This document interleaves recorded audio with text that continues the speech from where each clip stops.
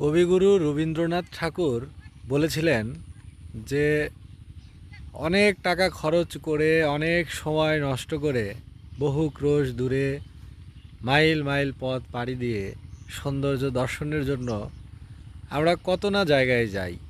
একটু সৌন্দর্য দেখার জন্য এক দেশ থেকে আরেক দেশে, এক প্রদেশ থেকে আর এক প্রদেশে, এক শহর থেকে আর এক শহরে আমরা শারীরিক শ্রম, অর্থ ব্যয়, সময় এগুলো অপচয় করে যাই শুধুমাত্র চোখের এবং চিত্ত বা মনের প্রশান্তির জন্য। কিন্তু আমাদের বাড়ির পেছনের ধান ক্ষেতের শীষের উপরে, ধানের শীষের উপরে যে জমে থাকা শিশির বিন্দু, এই যে সৌন্দর্যটা, এটা আমরা অনেক সময় উপেক্ষা করি, আমাদের অগোচরে থেকে যায়, আমরা সেটা আবিষ্কার করতে সম্মত হই না। এই মিনিংটা, এটা একটা ডিপ মিনিং, একটি গভীর দর্শন, গভীর জীবন দর্শন। সেটি হলো যে আমরা অনেক টাকা খরচ করে, অনেক সময় নষ্ট করে আমরা দূর দূরান্ত যাই শুধুমাত্র একটু সৌন্দর্য উপভোগের জন্য।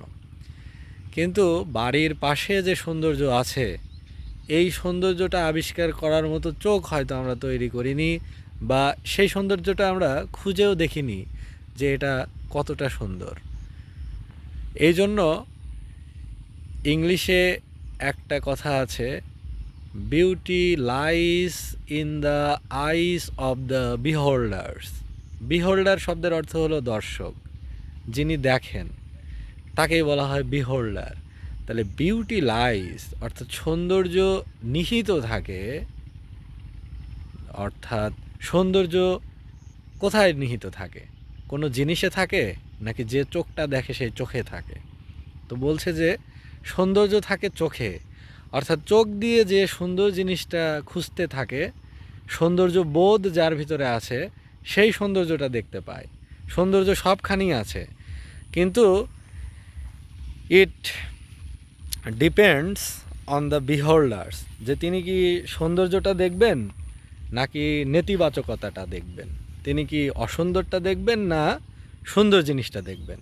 এটা নির্ভর করে হচ্ছে দর্শীর উপরে, অর্থাৎ যিনি দেখেন তার উপরে, বিহোল্ডারের উপরে, সিয়ারের উপরে, ওয়াচারের উপরে এটা নির্ভর করে। যদি কেউ সৌন্দর্য বোধ লালন করেন বা সৌন্দর্যটা খোঁজেন, তাহলে তিনি সৌন্দর্য আবিষ্কার করতে পারবেন। বিউটি ক্যান বি ডিসকভার্ড দেন, শুধুমাত্র তখনই সৌন্দর্য তার কাছে ধরা পড়বে।